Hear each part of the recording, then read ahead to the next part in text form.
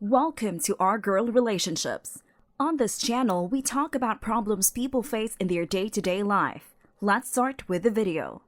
I've been happily married to Zane for more than 3 years now, but recently something has been off between us. He is lost in his world whenever I try to talk to him at night. He doesn't return my calls or take me out on any dates anymore. These things have started bothering me, but I don't see a way out of it. I've tried talking to him about it and helped him talk things through so we can build our relationship with more strength and understanding, but he doesn't seem to cooperate. Sometimes I wonder if he's having an affair behind my back, but it doesn't quite sit right with me because he's not very attractive. One day I woke up in the middle of the night out of thirst. When I rolled over, I couldn't find my husband in bed. I checked the time on my phone and it was 2 a.m., which was quite suspicious because I dozed off in his arms. The thought of him being with another woman terrified me the most that night. I somehow managed to jump out of bed to go look for him. As I came downstairs, I was hearing murmuring in the far back of the kitchen. It was my mother-in-law and husband talking about how careless, unorganized, and worthless of a wife I am. I didn't know how to feel about this conversation or what to make out of it, but what I did know was that I didn't want to make a scene there. I woke up emotionally and physically impaired the next morning. My husband has gone to work and it was time I confronted my mother-in-law.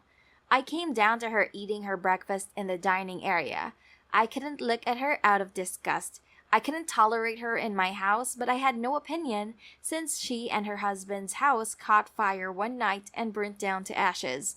Now she had no place to go other than her son's home.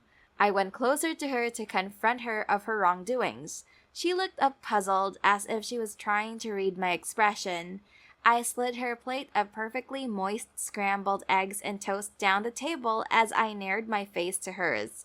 I wanted to kill her that day for making my life a living hell and ruining my perfectly healthy and happy marriage, but I held back and uttered in soft murmurs, "What do you want from me and my husband?" She was caught off guard by my question and tried to avoid the conversation by walking away, but I held her arm.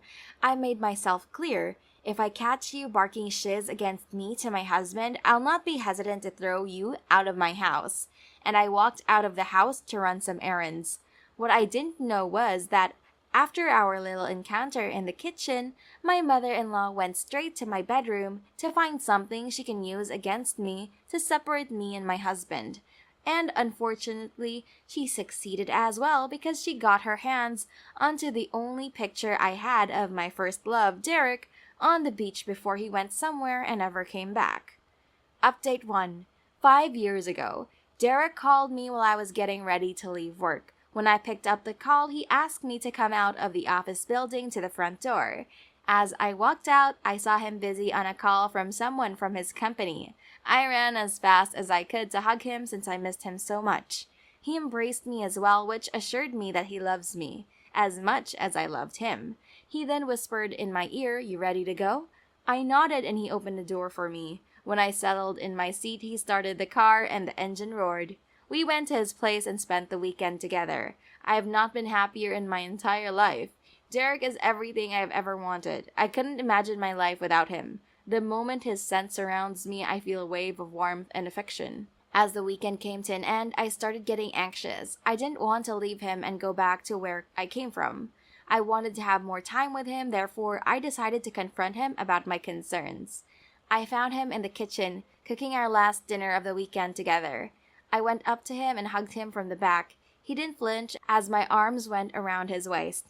I whispered to him, trying to hide the fact that I just sobbed in the bathroom a minute ago. "I don't want to go back home. I want to stay with you." And then took a moment to gather every ounce of courage I had in me to say, "Forever." He turned back, a little phased maybe, and when he read my expressions, he knew I wasn't messing around. He took a moment and responded with, "Move in with me." My breath stopped for a minute there before I collected myself. I couldn't believe my ears. I've been anticipating this moment for a while now, and it was here. A tear slid down my face. Unable to say anything, I just nodded yes. As I loosened my grip on him, he said, "Get ready, we're going to your place so you can get your things." 3 years ago, Derek and I have been exceptionally happy for the past 2 years. Things have worked out quite well, and I think he is planning to propose to me very soon. I can tell because he has been acting very suspicious and excited. And a couple of days ago, while I was on a shopping spree with my girls, I saw him at a jewelry store looking for rings. I can't wait for the day when I put on a wedding dress. It's every girl's dream. We were playing video games on his PS5 one evening after work when his phone rang. He excused himself and went out to the porch to take the call, while I remained seated on the sofa, surfing through my phone for any notifications or important emails from work. He came back 5 minutes and held my hand in his, and brought me to my feet. He seemed not so happy after he came back, and I could tell it was not good news. He said, "I have to go." I didn't know what he was talking about, so I asked him, "Where?" He rather responded with a simple "I love you" and rushed for the door. I could hear his car roar as I stood there in confusion, and he drove away. I couldn't even blink my eyes for a second that night. I was anxious and couldn't make out of the situation. I waited for him for hours, but he didn't come back home that night. The next morning, I just gathered myself and headed to work. I kept looking at my phone every 5 seconds, wishing that his name will pop up any minute. But it didn't. Days went by and then weeks, but I heard nothing from him. So I went to his office to see if he was okay. I was taken to his father's office where he was sitting behind a huge wooden desk. He rolled back in his chair to look at me. He didn't look very pleased to see me, hinting that he was not very fond of me. He asked me to settle down in one of the chairs in front of his desk. When I did, he started talking in a sophisticated but firm voice. "He is gone, and you must move on without him." Update 2. When I came back from shopping, I saw my mother-in-law and husband sitting at the couch in the lounge watching Netflix. I went upstairs to freshen up before getting started on dinner. I was planning on baking pizzas today since I was exhausted from all the drama that happened in the morning. As everyone settled down in their seats, my mother-in-law started the conversation with, "The pizzas look delicious." I didn't know what she was trying to make out of her remarks, so I remained silent. She then announced that tomorrow she is calling over some people and she wants me to make a lavish dinner for her guests. I nodded in response. I knew something was cooking inside her head, but God knows what. The following morning, I started the preparations for dinner right after my husband left for work because there was a lot to do. The day went by in a glimpse, and it was already dark outside. I set the table with our most expensive tableware and candles. It looked beautiful, and I was content with the results. I quickly rushed to my room to take a shower and get ready for dinner. I couldn't even imagine how low my mother-in-law was going to stoop to end my marriage with her son. I should have known better. The bell rang and I could hear my mother-in-law's steps walking towards the door to receive her guests. I also progressed downstairs to make sure everything was perfect. I immediately stopped in my steps as I saw Derek standing in front of me in a beautiful suit that looked tailor-made, especially for him. I was so shocked to see him that I forgot about my surroundings. The moment came to a halt when my husband stepped into the house right behind him, and that's when I noticed my mother-in-law grinning in the back. I broke out of shock and guided Derek and the others to the dining area for the dinner. My mother-in-law introduced me and my husband to Derek, which hit him like a bombshell, but he didn't lose his composure. I served the food and everyone seemed to enjoy it, except me.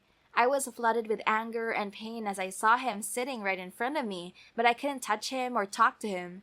Derek took a bite of his steak and looked up to me to say, "It is quite delicious." I couldn't make out the words, so just smiled at him. My mother-in-law took the opportunity to excuse herself for a minute to go get a present for the guest she had prepared. When she came back, she had a little box in her hand, which she handed to Derek. His eyes widened as he opened the lid of the box. It was a picture of us together when we were dating. The memories came flooding back as I saw us standing with each other as happy as anyone could ever be. My husband couldn't contain himself and stood up from his chair in shock. My mother-in-law said, "My poor son, I'm so sorry you had to find out this way, but your wife was in a relationship with your boss, and she has been cheating on you with him behind your back." The allegation caught me off guard as I opened my mouth to say something. Derek stood up, flushed with anger, and retaliated with, "What kind of BS is this? Have you called me here to accuse me of the sins I have not committed?"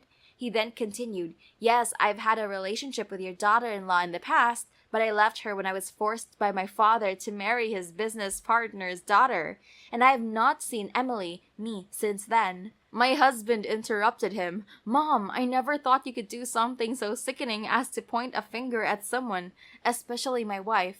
I trust her with my life, and I know she would never cheat on me. I can't take you anymore. You'll have to leave my house immediately. Derek proceeded to leave the house when he turned back to declare as calmly as he could, I'm suing you for character assassination, Mrs. Wilson. See you in court. Her mother-in-law is an a-hole, because how can a mother try to develop a crush on her son and her wife when she knows they're happy and in love? I doubt she will leave them alone even if they throw her out of the house, although the intensity of the drama might decrease. You both must take each other into trust and try communicating like married adults, so outsiders cannot make space for misunderstanding and distrust between you. Yes, I have got the same concerns, and therefore I discussed them with my husband. He seems a lot more understanding now that her a-hole of a mother is out of the house. We're planning to take a trip together to Hawaii to build a stronger bond and sort out the matters concerning Derek. Thank God, Zane finally stood up for his wife against his mother, which is a huge development. I hope he grows out of the mama's boy phase and becomes a real man. Next story. My sister, 38, had an affair with a married man and got pregnant with my niece. Me, 36, knew he was the father because my sister had an affair with my best friend's dad. The affair came to everyone's attention because the wife caught them. My sister was then sent to live with my grandparents, and it was discovered she was pregnant. And she said my best friend's neighbor was the father. By that time, my best friend's family had moved away. My sister then met her now husband, who knew my niece wasn't biologically his, but wanted to raise her as his own. All her life, my niece, 18, was never told the truth, and when she started asking questions why she had different hair color and skin tone compared to her parents and siblings, it was always covered up with she took after our grandmother, or they could use me as an example, as I did indeed look like my grandmother. It used to piss me off when they would lie to her like that, but at the time I understood their reasoning, as she was only a kid back then. Anyway, a month ago my niece celebrated her 18th, and then the following morning rang me up crying asking if I could come pick her up. I picked her up thinking she broke up with her boyfriend or something like that, but found out it was because she overheard her parents arguing downstairs about how much was spent on her birthday, and it got so bad that my sister was crying and saying she's not even your real daughter, so you have no say in the matter. My niece came down the stairs in shock and asked what they were talking about. They went quiet and said it was nothing, but it was too late. My niece then rang me. While I was driving us back to my home, she asked if it was true. Is that why I look so different from everyone? My heart broke listening to her cry her heart out. I said, maybe you want to speak to your parents about this first? She said, you're like a second mother to me, so please tell me, is it true?